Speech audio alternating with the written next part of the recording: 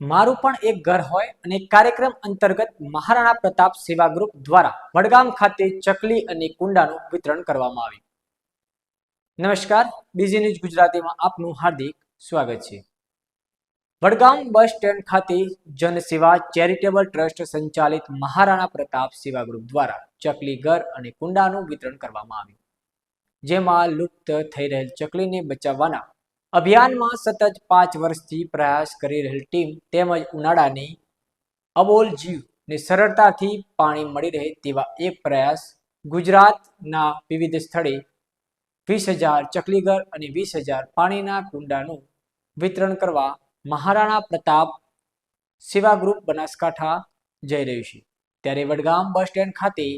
ચકલી અને કુંડાનું વિતરણનું આવેલ મહેમાનશ્રીઓ દ્વારા રિબિન કાપી અને દીપ પ્રાગટ્ય કરી શુભ શરૂઆત કરવામાં આવી, જેમાં વડગામ ખાતે 1500 ચકલીઘર અને 1500 પાણીના કુંડાનું વિતરણ કરવામાં આવ્યું,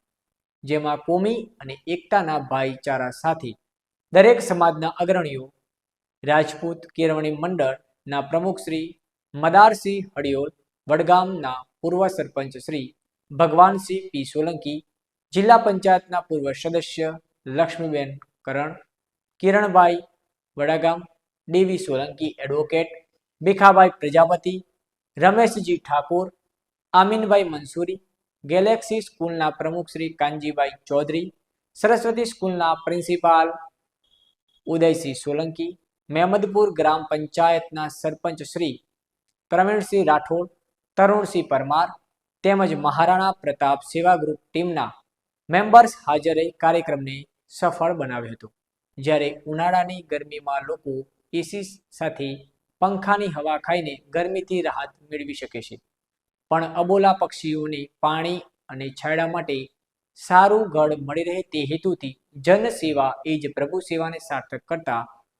મહારાણા પ્રતાપ સેવા ગ્રુપના તમામ સભ્યશ્રીઓ દ્વારા ચકલીઘર અને કુંડાનું વિતરણ કરવામાં આવ્યું હતું. રિપોર્ટર અબ્બાસ મીર, વડગામ.